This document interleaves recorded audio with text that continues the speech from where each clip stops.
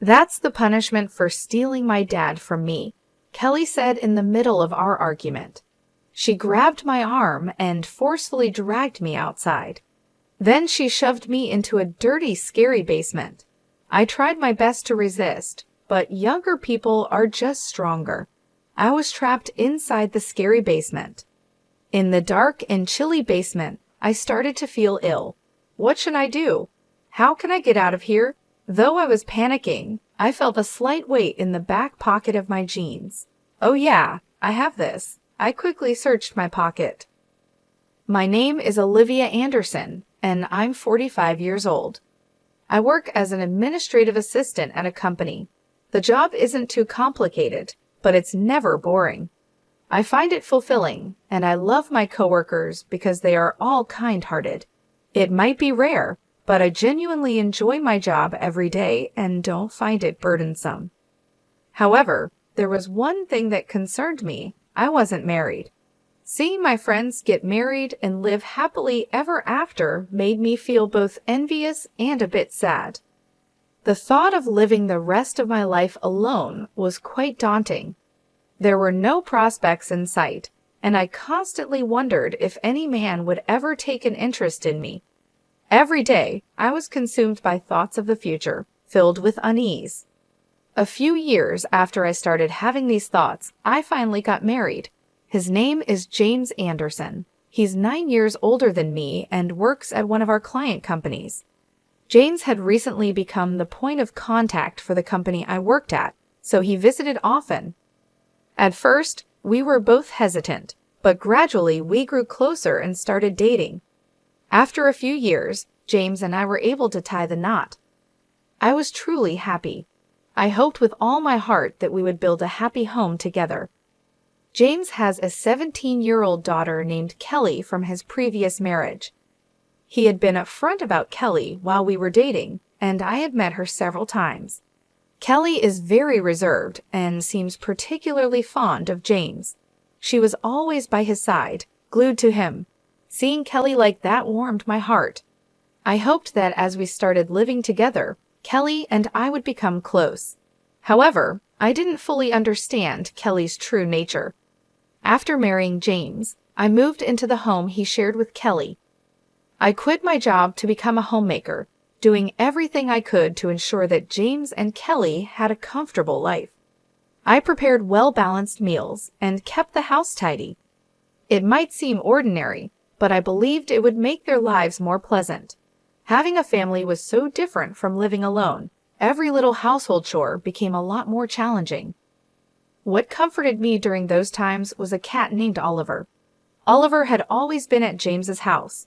He was a bit chubby, and I heard he liked to sneak out, but I believed that as long as I was always at home, he wouldn't run away. Even though I faced many exhausting days, I always felt soothed admiring Oliver. Life after marriage had its challenges, but I felt much happier than when I was single. However, something weighed on my mind. I worried that Kelly might not think highly of me, leading her to ignore me. Even when I tried to start a conversation, Kelly would look at me with a confused expression and continue to ignore me. "Kelly, welcome home," I would say, but Kelly would only give me a fleeting glance and not respond. "How was school today? Did you have fun?" I asked, hoping to connect, but Kelly would remain silent, making me feel more isolated. I tried to keep the conversation going, but she still wouldn't say a word. After petting Oliver for a bit, she went straight to her room. Even though she kept ignoring me, I believed she just hadn't accepted me yet. She was at that challenging age of 17. If her father remarried and suddenly there's a new woman in the house who isn't her real mother, it's understandable that she would be wary. I had met Kelly a few times before James and I got married, but she just couldn't seem to warm up to me. I was racking my brain trying to figure out how to get Kelly to accept me, but despite my efforts, Kelly never warmed up to me. Ignoring me became her norm. She began openly avoiding me, and whenever she was around me, she had a constant look of displeasure on her face. When James was home, she'd talk a bit, probably to avoid upsetting him, as she adored him so much. Still, I thought it was better than not talking at all. It's been about 5 years since I married James. The distance between Kelly and me never seemed to close, and life felt kind of empty. Even after living together for 4 years, I didn't know what Kelly's favorite food was or what her hobbies were. The only thing I knew was that she adored Oliver. I had grown used to Kelly's gaze, which initially felt intimidating. When Kelly reached high school, she surprisingly started a conversation with me. "Hey." "Huh? What's up?" I was taken aback that Kelly spoke to me, and my voice unintentionally went up a notch. Was she finally opening up to me? What's she going to say? Various emotions bubbled up, but I silently waited for Kelly's words. However, what Kelly said was completely unexpected. "How long are you going to stay in this house?" "What?" "I'm asking how long you're planning to stay. Can you leave soon? You're in the way." Why would you say that? Being told out of the blue to leave was a shock. I was puzzled as to why she'd suddenly say that. Questions swirled in my head, but finding the words was challenging. Then Kelly explained her feelings, shedding light on her past actions. "Look, I love my dad. It was just the two of us, you know. Why did we suddenly have to live with an old woman like you acting all motherly? I just can't handle it." "What?" "I thought if I treated you like you weren't there, you'd break and divorce him. Was school fun? Seriously gross." I was bombarded with her hurtful words, leaving me speechless. "In front of Dad, you act all high and mighty, but it's been hard for me, you know. Maybe it's time you realized your worth, old lady." Seeing my sad face, Kelly seemed satisfied and flashed a smile. I had never seen Kelly look like that before as she walked away. All along, she had harbored such negative feelings towards me.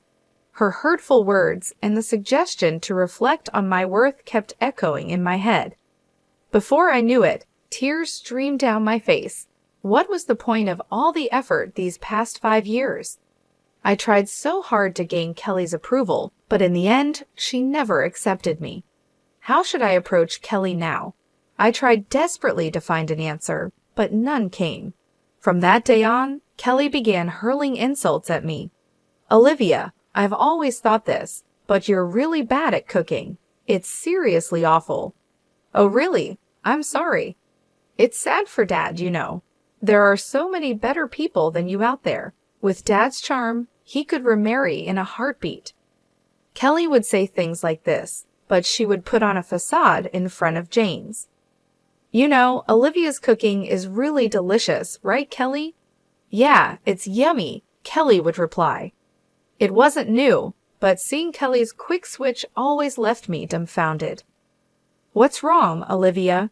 James would ask. Olivia is just so happy. I feel happy yet not happy, such a complicated emotion that probably no one can understand. "I guess so," I replied, trying to maintain my composure.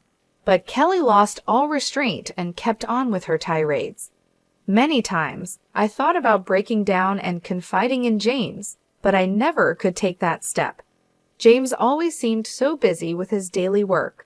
I just couldn't bring myself to burden him with my problems. I thought if I just endured, everything would be okay. Even if Kelly said she loved James, she might eventually move out and live alone.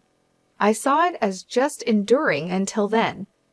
6 years later, Kelly went on to college after graduating high school and later got a job at a company near home. Around the same time Kelly started working, James began taking on business trips. Initially, they were just for a day or two, but gradually the duration increased. It wasn't rare for him to be gone for 2 weeks or even an entire month. A few months after these trips began, Kelly's verbal abuse didn't stop. With James gone, it seemed Kelly had no filter. "The food's terrible. Can't you do something about it?" "Say something," Kelly demanded as she left her unfinished meal and quickly went to Oliver's place.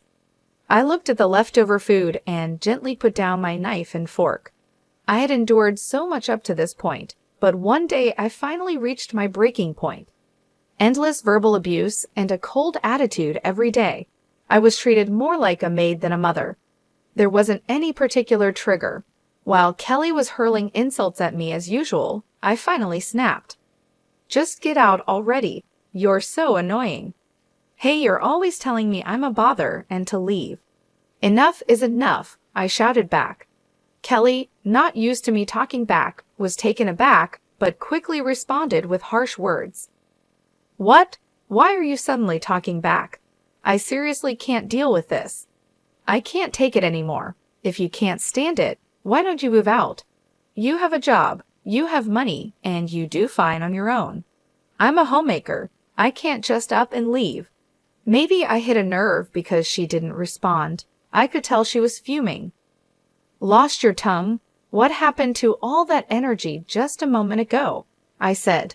Just as I was about to get the upper hand, Kelly suddenly grabbed my arm, squeezing painfully tight. Ouch! I protested, but Kelly wasn't listening. She forcefully dragged me outside. Hey! I yelled as she pulled me toward a small storage theory basement. Without hesitation, she pushed me into it. Though I resisted, I was no match for her younger strength. In an instant, I was locked inside the scary basement. What are you doing? Hey, let me out. I desperately banged on the wall, pleading with Kelly to release me, but she didn't seem to care. I can't just let you out, even though you say so. Oh, by the way, I haven't told you, but I've got a trip planned for 4 days.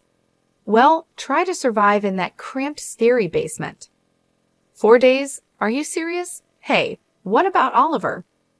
Oliver has an automatic feeder, so he'll be fine, she said. I was stunned by her completely irresponsible comment. You're being so irresponsible. Shut up. Never come out of there again, she yelled back. That's the punishment for stealing my dad from me. Soon after, Kelly's presence disappeared. Inside the dark, cold, scary basement, I started feeling sick. What am I going to do? I can't bear to stay in here for 4 whole days. I started panicking even more, desperately banging on the walls, but it was no use. At that moment, I suddenly felt the weight in my pants pocket. Oh yeah, I have it. I quickly reached into my pocket and pulled out my smartphone. Such a lucky break. I called my nearby friend, Linda Blair. Oh hey, Linda. Olivia, what's up? It's rare for you to call. I explained my situation and asked Linda to come help. In just a few minutes, Linda arrived. Are you okay? She asked as she opened the door, letting in the bright sunlight. Even though I'd only been in the scary basement for a few hours, it felt like days since I'd been outside. I thanked Linda, and she took me to her house. I didn't have my keys, and James was away on a business trip. Given all that, Linda told me I could stay at her place for as long as I needed. When I got out of the scary basement, I felt that Kelly was gone. She probably already left for her trip. The next thing I needed to do was contact James. I sent him a message, telling him what happened and where I was. I couldn't exactly ask him to come back, but deep down, I hoped he would. While chatting with Linda, I received a call from James. Hello, Olivia. Are you okay? He asked. James, I'm fine. Thanks. Listen, I'm heading home now. I'll come pick you up, so wait at your friend's place a bit longer, okay? Oh, what about your work? Forget work. Just know I'm on my way. I think it'll take about 5 hours, so hang tight. James seemed worried and was making the effort to come back. I thanked James and hung up. He said he's coming to pick me up. Can I stay here for another 5 hours or so? I asked Linda. Of course. Honestly, you have such a caring husband. I can kind of see why Kelly might be a bit jealous. Jealous? Yes, jealous. She was like, I love Dad, right? From what I've heard, she's probably jealous that you married her beloved dad. Is that so? Now that it was mentioned, it did seem like jealousy. Just because she's family doesn't mean you should hold back. Telling her off when needed is for Kelly's own good, you know. Okay, Linda's right, I thought. No matter how long we've lived together, acting impulsively in anger, like I did, isn't going to help Kelly. But how can I get through to her? I racked my brain for a solution and came up with a somewhat forceful plan. I immediately shared the plan with Linda. That's a pretty cool idea. Give it a shot, she said. I'll give it my best shot. Linda seemed amused and supported the idea. 2 hours later, James arrived at Linda's house and knocked on the door. Are you okay, Olivia? I'm fine, thank you, but you were at work. You matter more to me than any job, he said. James had decided to take a few days off from work. Is it okay for you to take time off like that? Yeah, they said they'll manage. I feel like I need to have a serious talk with Kelly. After that, I explained to James in detail what Kelly had done to me and how I ended up trapped in the storage basement. James listened intently and apologized. I'm sorry for not noticing. It's not just your fault. I didn't speak up, and Kelly was doing all this secretly. Still, I should have noticed something was off. I'm truly sorry. A heavy atmosphere lingered until Linda broke through it. Hey, why the long face? You're going to scold Kelly, right? Buck up. Linda's words somehow inspired me. You're right. Afterward, we thanked Linda and went home. I felt like I might have troubled James, but if this could make Kelly's behavior settle down, I'd be glad. When we got home and things calmed down a bit, I told James about my plan for Kelly and why I felt the need to go to such lengths. After pondering for a moment, James said, well, honestly, considering Kelly's past, it might take something drastic to get through to her. 2 days later, it was the day Kelly would return. Since we didn't know when she'd be back, we left the window closest to the basement open, keeping an eye out for her return. Around 5:00 p.m., a taxi stopped in front of our house, and Kelly stepped out with her luggage. The plan I put into action involved making the basement, where I was supposedly locked up, seem ransacked and emit a rotting smell.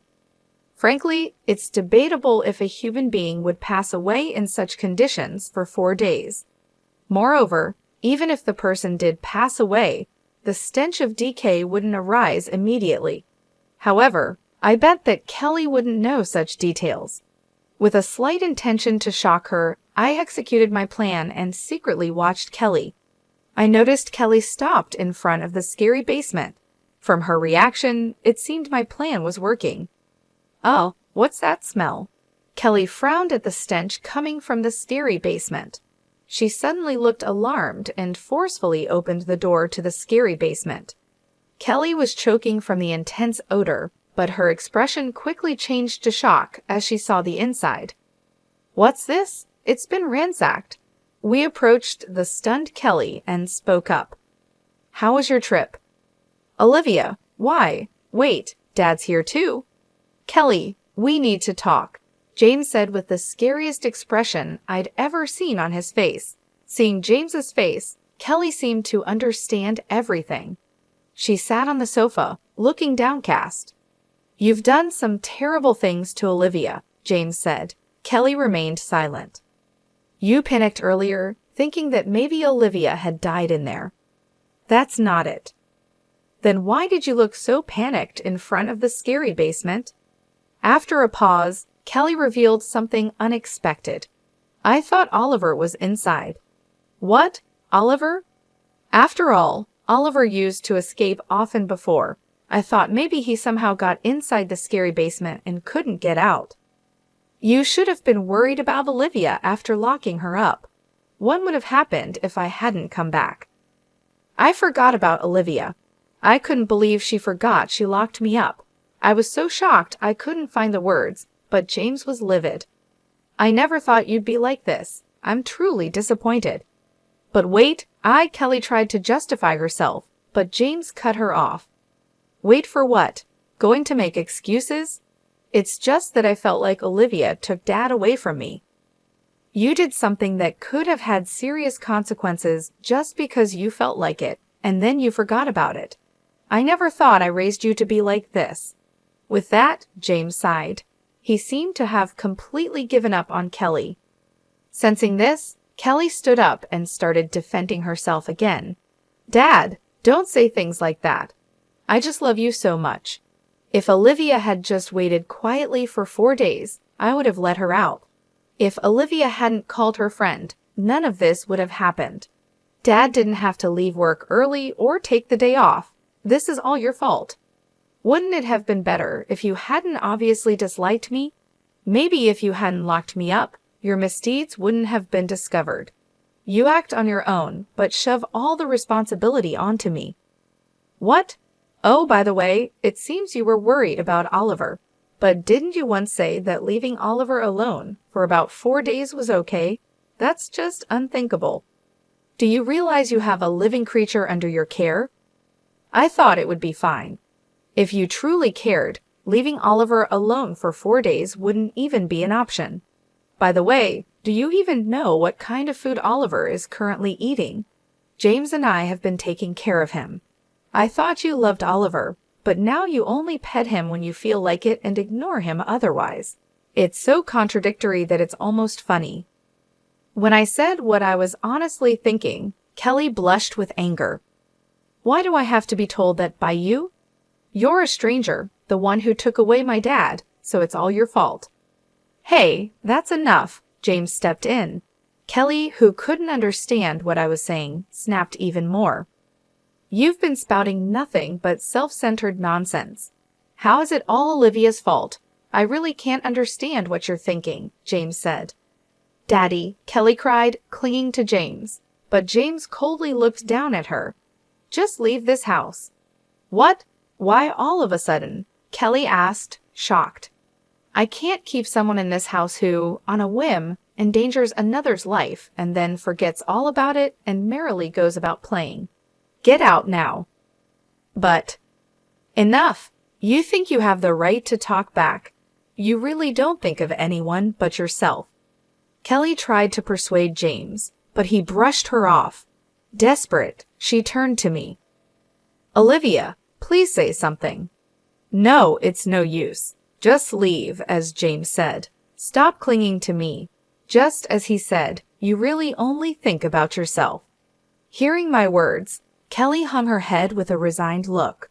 She dragged her suitcase and left the house. Her figure seemed lonely, but oddly enough, I didn't feel sorry for her at all.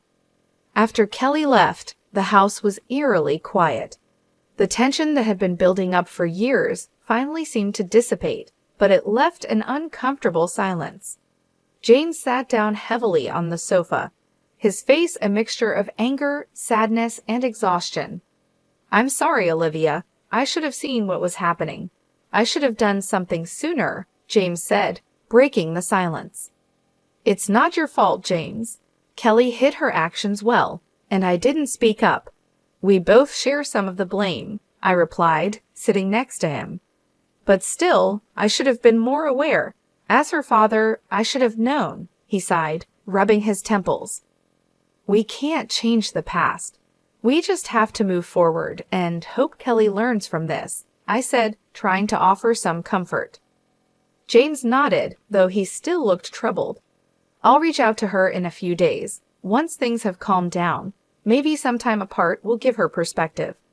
I agreed, hoping that this separation might indeed help Kelly reflect on her actions and understand the consequences of her behavior. For now, though, we had to focus on rebuilding our lives without the constant tension.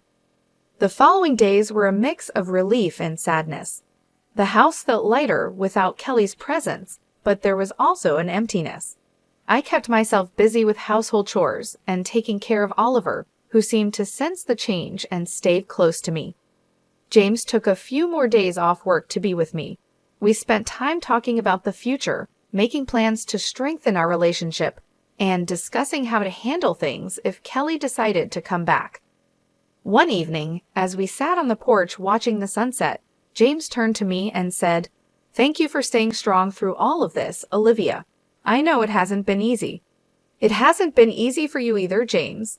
But we're in this together, and we'll get through it, I replied, squeezing his hand. We sat in comfortable silence, finding solace in each other's presence. Despite the turmoil of the past few days, I felt hopeful for the first time in a long while.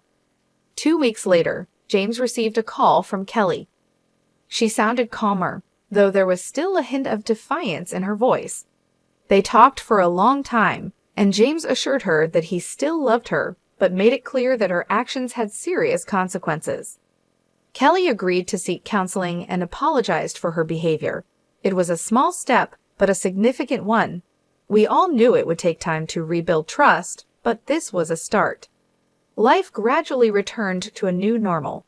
James and I focused on strengthening our marriage and creating a supportive environment at home.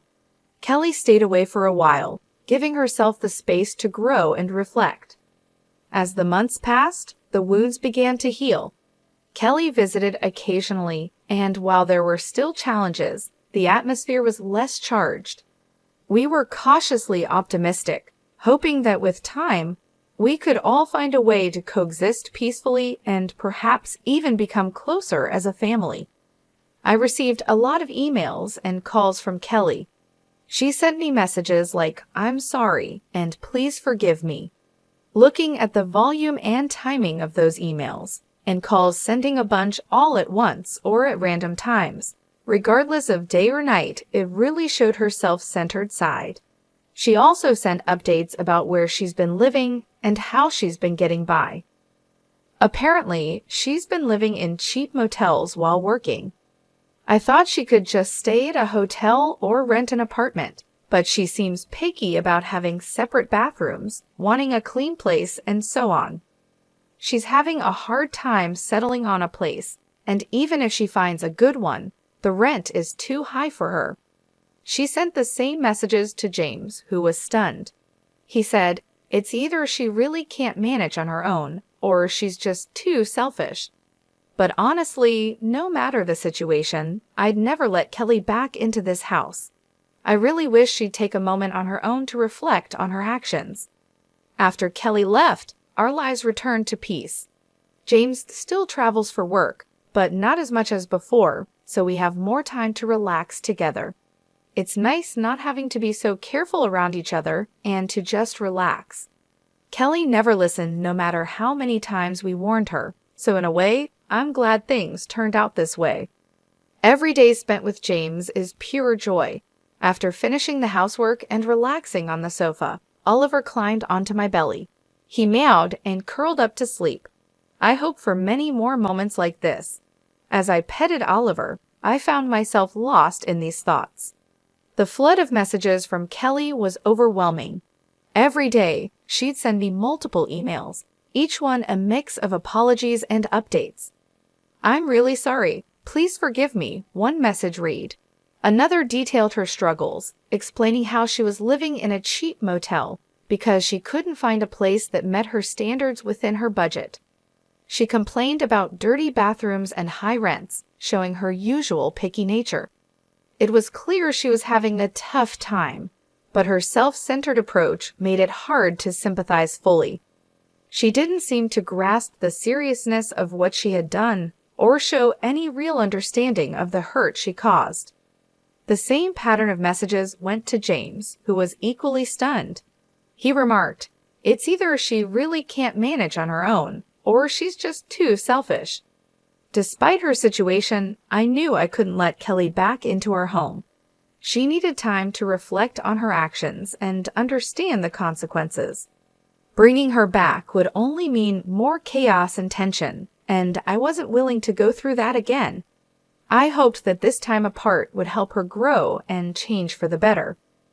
With Kelly gone, our home became a place of peace and relaxation. James's work trips became less frequent, giving us more time together.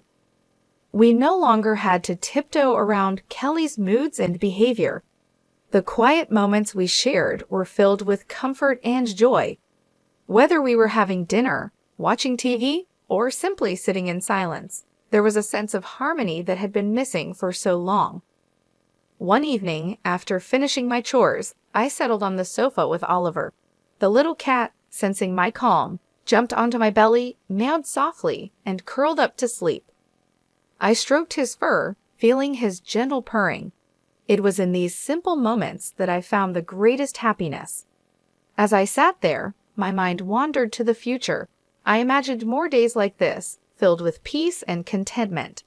I thought about how James and I could continue to strengthen our bond, making up for the lost time we spent dealing with Kelly's issues.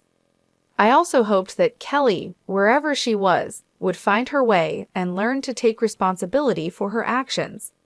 Despite the challenges we faced, I felt hopeful. Life had a way of throwing unexpected hurdles, but we had navigated through them and come out stronger. The future seemed bright, and I was ready to embrace it with open arms. Oliver stirred slightly, adjusting his position before settling back down. His warmth and softness were comforting reminders of the love and stability I now had. As I continued to pet him, I felt a sense of gratitude for these peaceful days and the strength to face whatever came next. The days turned into weeks, and our lives continued to improve. James's presence at home made a significant difference. We spent our weekends exploring new hobbies, going for long walks, and even planning a few short trips. It felt like a second honeymoon, a chance to reconnect and rebuild our lives together. Every so often, James would check in with Kelly, encouraging her to seek counseling and offering support from a distance. It was clear he still cared for her deeply, but he also understood the need for her to learn and grow on her own. Our conversations about Kelly were more hopeful than before, focusing on her potential for change rather than the mistakes of the past. In the quiet moments, I often reflected on how far we had come. The journey had been tough, but it had also brought James and me closer. We had learned to communicate better, to support each other more fully, and to cherish the peaceful moments we now enjoyed. Oliver remained a constant source of comfort and joy. His playful antics and affectionate nature were daily reminders of the simple pleasures in life. Whether he was chasing a toy or curling up next to us, he added a touch of warmth and love to our home. As the seasons changed, so did our outlook on life. We were no longer weighed down by the past, but were instead looking forward to a future filled with possibility. Each day was a new opportunity to build on the peace we had found and to create a life that was truly our own. In the end, it wasn't just about surviving the storm, but about finding the strength to thrive in its aftermath. With James by my side and the love we shared, I knew we could face anything that came our way. The future was bright, and I was ready to embrace it with all my heart.